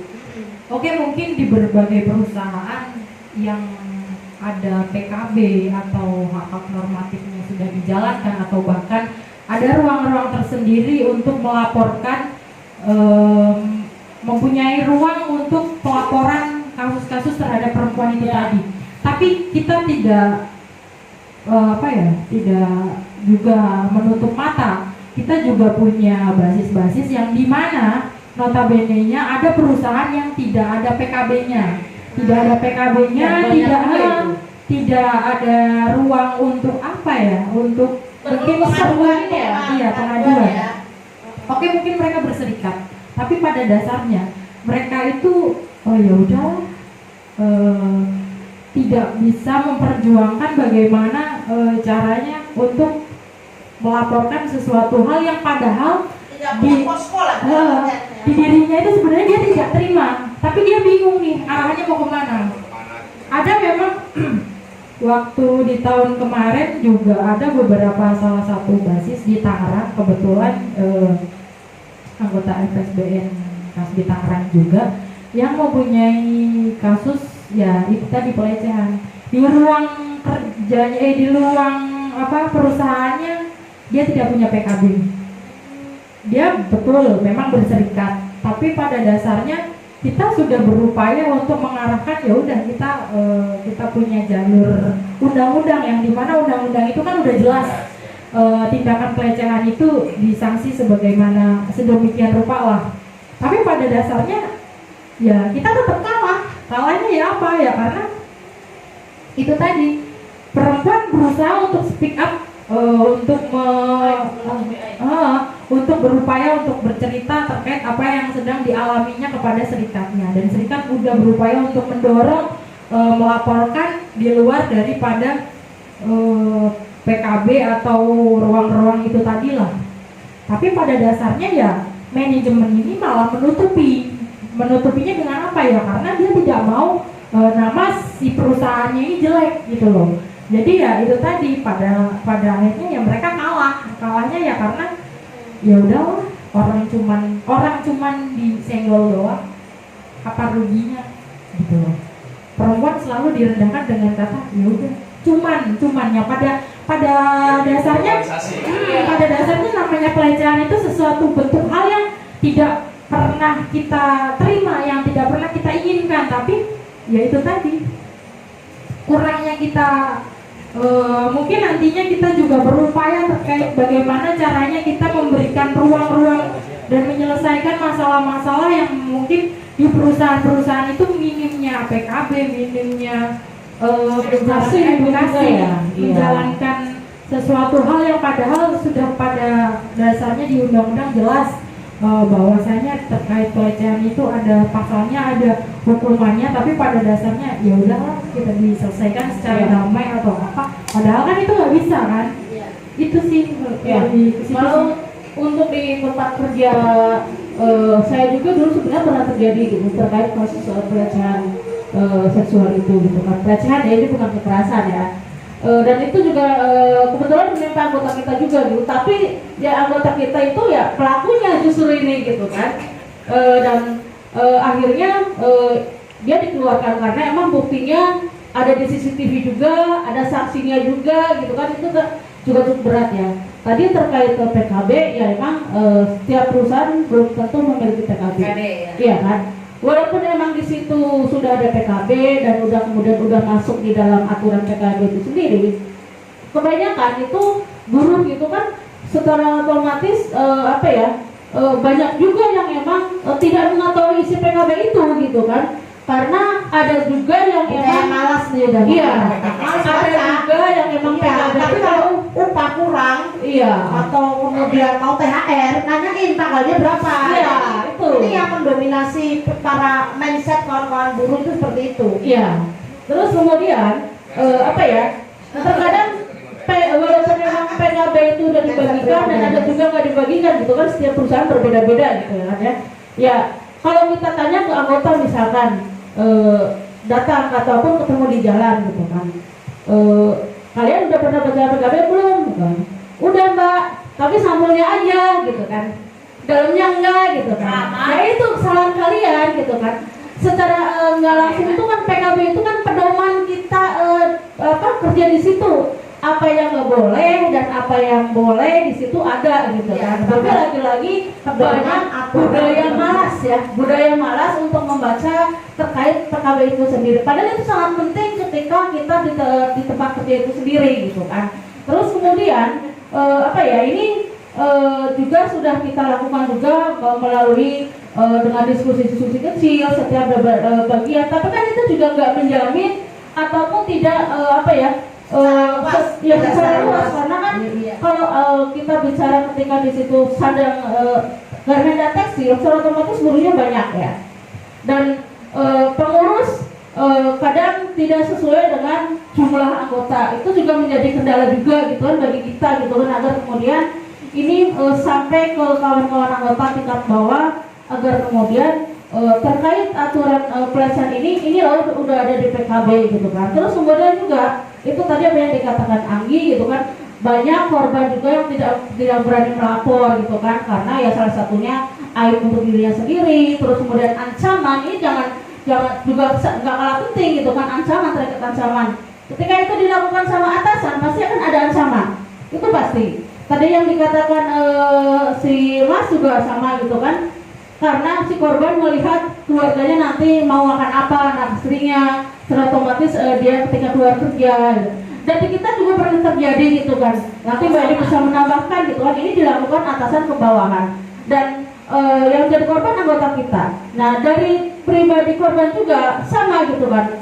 Kalau misalkan saya melapor, saya takut saya dikeluarin, anak saya mau makan apa. Jadi banyak faktor yang emang kemudian korban ini tidak berani melapor gitu. Dan bukan hanya terjadi pada atasan kepada bawahan saja, Mbak. Rekan kerja mungkin juga Bahkan ya. rekan kerja atau yang terjadi di persepatuan ataupun tekstil. Misalkan kategori kita menjahit, mesin kita rusak dan otomatis kita harus memanggil mekanik. Nah, si mekanik ini pun juga kayak minta apa ya? Imbalan gitu. Sedangkan kan itu udah jadi salah satu tugas dan pekerjaannya untuk membenahi mesin-mesin yang dikategorikan error atau bermasalah, tapi dia seperti meminta nggak mau lah, nggak ada upahnya gitu kan. Itu udah salah satu bentuk pelecehan juga gitu, karena kan ya kita tidak pungkiri bahwa namanya aja judulnya mekanik, yang artinya kan membenahi salah satu mesin yang rusak. Itu juga ada terjadi. Dan dia meminta upahnya, entah itu dipegang lah atau apalah bahasa lainnya. Itu sering terjadi di perusahaan-perusahaan yang memang dikategorikan ada mekanik yang mungkin tersendiri gitu loh Bang Kupu. Gitu sih. Udah cukup panjang juga nih obrolan kita. Boleh sejam ya? Cukup menarik banget ini hari ini. Aku mau mengingatkan untuk kawan-kawan Kamrat PNS untuk tidak lupa untuk subscribe, like, share, dan komen untuk terus mendukung channel kita hari ini. Oh iya, aku ada satu pertanyaan lagi untuk kawan-kawanku semua hari ini. Mungkin nanti dari Mbak Gina dan seterusnya. Dari tadi kan mulai dari kita pembahasan Omnibus Law, kekerasan dan lain-lainnya itu sesuatu wawasan yang tinggi gitu ya. Artinya ini kan tidak semena-mena didapatkan begitu. Mungkin di bangku sekolah pun tidak bisa didapatkan ilmu seperti ini. Aku mau menanyakan hal ini, seberapa pentingkah organisasi serikat pekerja terhadap pekerjaannya tersendiri itu? Menurut mulai dari bagian itu seperti apa? Oke, organisasi atau serikat buruh seberapa pentingkah buat buruh atau anggotanya ya? Sangat penting menurut saya itu sangat penting karena dengan adanya serikat buruh atau organisasi, ilmu yang kita dapat di organisasi belum tentu ada di sekolah ataupun di kurikulum sekolahan ya. Pertama itu. Kemudian kita tahu gitu kan bahwa ternyata kita bekerja itu bukan hanya sekedar mendapatkan upah gitu kan. Kita tahu hak dan kewajiban di situ seperti apa gitu kan. Dan itu perusahaan atau manajemen itu tidak akan pernah memberitahu gitu kan. Dan tidak ada edukasi apapun terkait hak dan kewajiban. Yang mereka kasih tahu adalah hak dan kewajibannya adalah kamu harus dapat target, nanti akan saya bayar. Kan seperti itu kalau di manajemen. Tetapi di organisasi tidak. Hak dan kewajibannya kalau di organisasi itu balance gitu kan. Dan makanya kemudian ini sangat penting organisasi bagi buruh ataupun emang anggota agar kemudian kita harus tetap memajukan sebuah organisasi karena dalam organisasi secara otomatis ini akan secara otomatis ini berhubungan dengan keluarga kita gitu kan, karena gimana pun juga keluarga kita itu pasti ada yang jadi buruh, terus kemudian saudara kita yang jadi buruh, dan itu juga mereka juga harus mengetahui itu gitu kan, dan itu kita coba untuk sosialisasikan juga seperti kalau menurut saya. Terima kasih. Kalau menurut saya pribadi, saya lebih ke tingkatan anggota perempuan sih, karena pada dasarnya minimnya kesadaran dari buruh perempuan itu terkait tentang organisasi itu sendiri, karena selalu berpikiran bahwa ada organisasi gitu.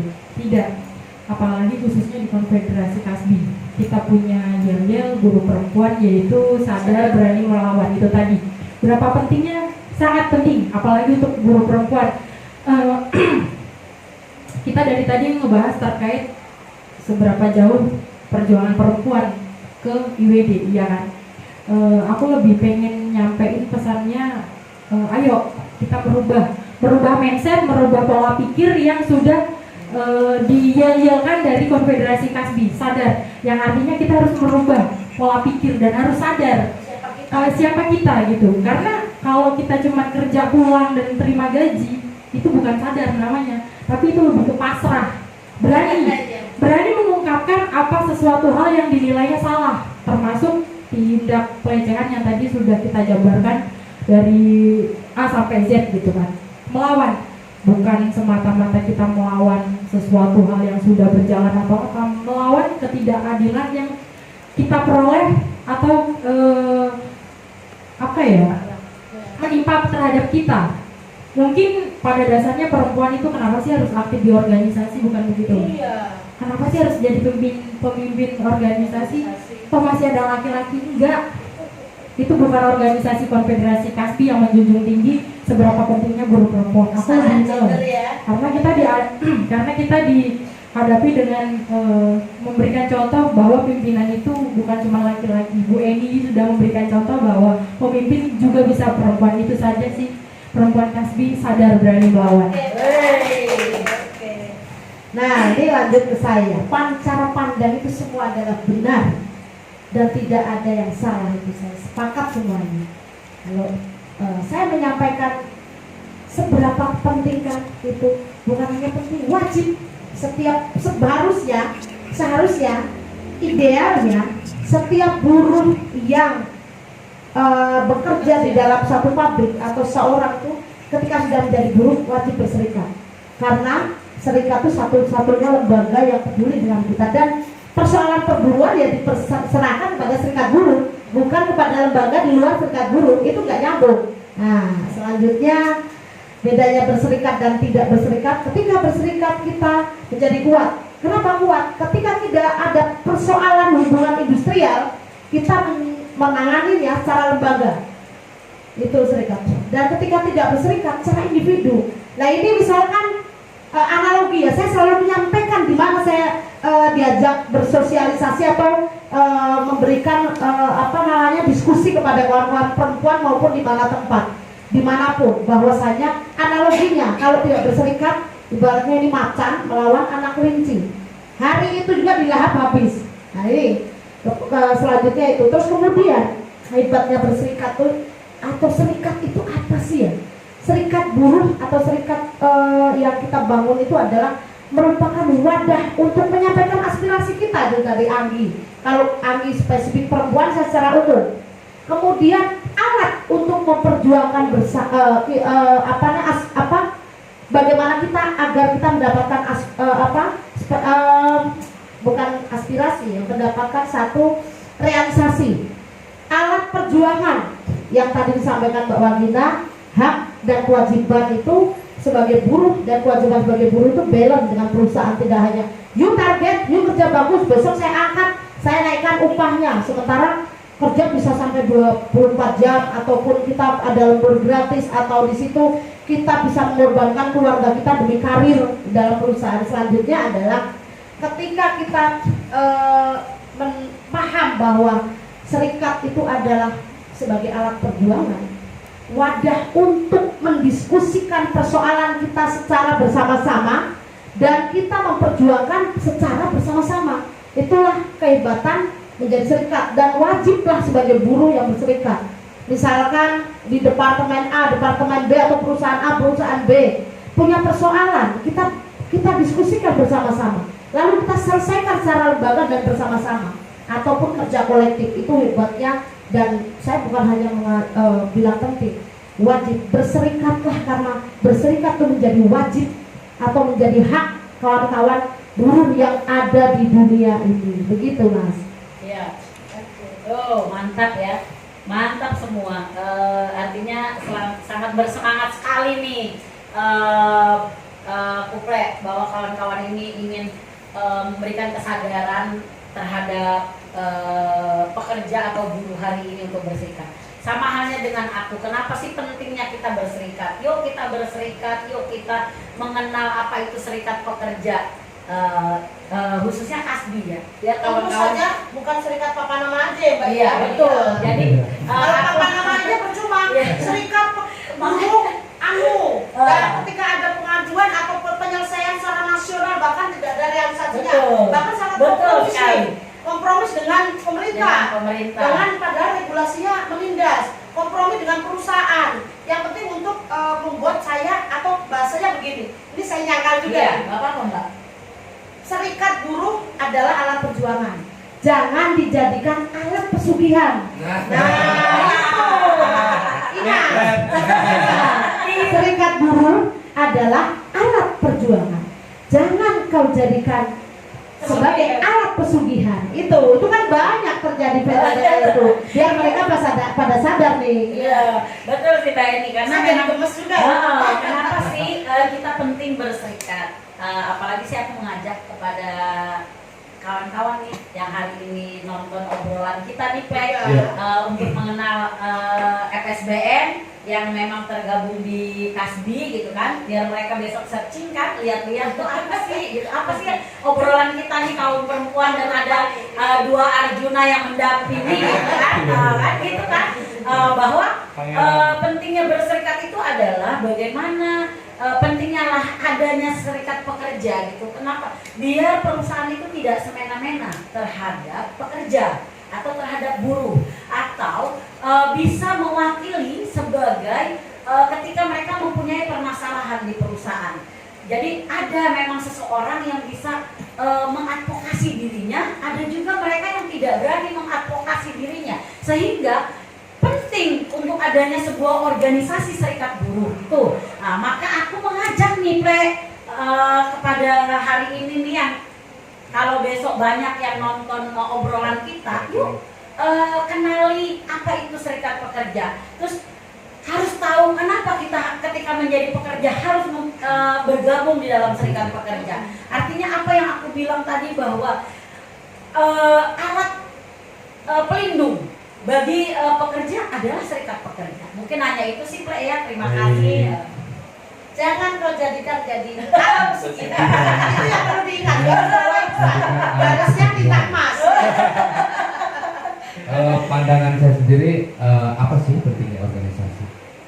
Organisasi itu adalah menjembatani kita untuk melakukan hal-hal yang ibaratnya kita yang tertindas.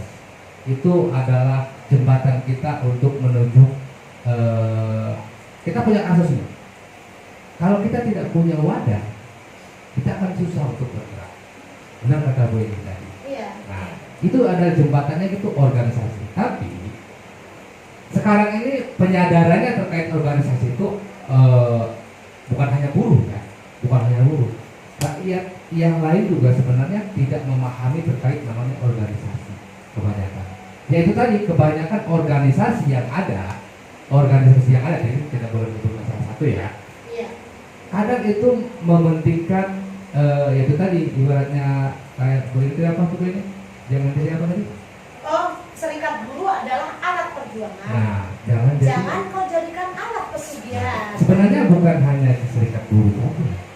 Di organisasi-organisasi lain juga banyak yang seperti Nah, itu. berarti itu kita sosialisasikan ke jadi, semua organisasi. Terkait organisasi, pandangan saya itu mencakup semuanya, bukan hanya di buruh saja. Iya. Itu pentingnya.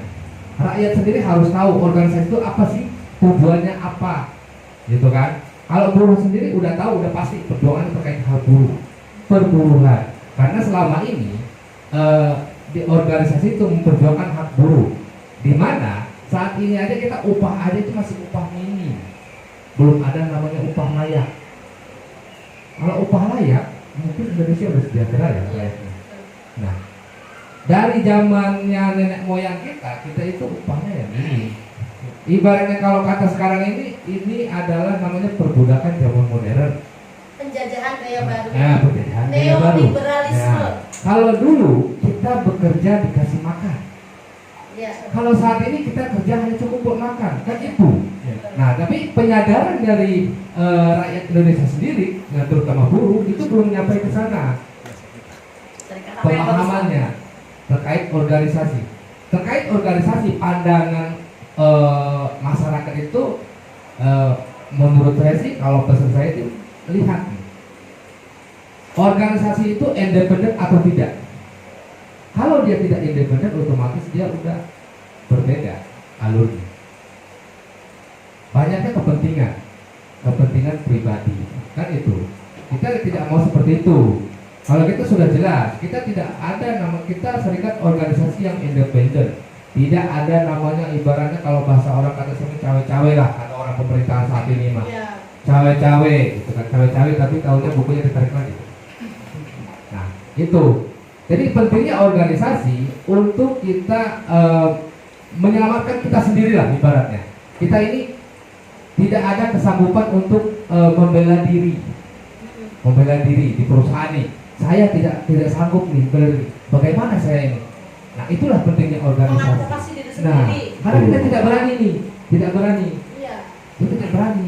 Saya mau seperti apa nih? Ya itu tadi Nah. individu melawan lembaga. Nah, Nggak balance makanya, kekuatannya. ini ada organisasi. Nah, organisasi mana nih yang terbaik? Kan seperti itu. Organisasi yang bukan nama-nama. Itu Organisasi yang tadi. benar-benar memperjuangkan Nah, anggotanya. itu. Nah, makanya jadi penilaian itu sebenarnya dari rakyat itu sendiri. Tapi terkadang rakyat itu ibaratnya mandangnya hanya sebelah mata. Terkait organisasi, ya kan? Iya. Masyarakat itu memang sebelah mata saat ini. Baik buruh juga sebelah mata. Saya udah tercos, ngapain saya sibuk? Kan mereka yang ngurus. Karena penyadarannya itu belum sadar gitu kan. Makanya itulah pentingnya kita menyadarkan bahwasanya pentingnya organisasi bukan hanya di kepengurusan, tapi semua anggota itu harus sadar, berani melawan. Menurut kata Bu Arya, luar biasa. Ya, kawan-kawan, sahabat PNS, kita sudah di penghujung bincang-bincang hari ini. Sebetulnya kayaknya masih kurang sih waktunya, tapi Masih kurang, jangan tidak apa-apa. sudah selesai ya. Ya. Kayaknya selalu undang orang, ini undang orang Orang yang demen ngomong gitu. Ya, untuk kawan-kawan atau pekerja-pekerja muda atau untuk bapak atau ibu yang masih bekerja yang sudah puluhan tahun atau bahkan yang masih status kerjanya masih kontrak atau upahnya masih di bawah ketentuan kayak gitu ya, itu jangan pernah dinormalisasi gitu, itu jangan pernah dianggap kita harus bersyukur. Itu sebuah perbedaan gitu, karena ini sebuah sistem gitu, sistem masih harus mau kita syukuri gitu, itu kan sesuatu yang berbeda gitu. Dan mungkin yang tadi kawan-kawan ini kita sudah disampaikan gitu ya, bahwasanya betapa pentingnya tentang serikat pekerja ini adalah sebuah Serikat buruh lah. serikat buruh ya. Serikat buruh ini menjadi sebuah payung gitu untuk si buruhnya tersebut gitu, bukan hanya jadi payung tapi menjadi tempat sekolahnya gitu. Kita takut karena kita tidak tahu gitu apa sih gitu, itu yang jadi ketakutan kita saat ini gitu. Aku mau mengutip sebuah kutipan dari bapak-bapak pendahulu gitu ya. Dalam perjuangan politik kelas melawan kelas adalah organisasi serikat pekerja adalah senjata yang paling penting. Terima kasih untuk kawan-kawanku semua, Mbak Wagi, Mbak Anggi, Bu Eni, Bu Roy, dan Bu Mary. Terima kasih. Sampai jumpa di obrolan selanjutnya di podcast Ngobrol Santai.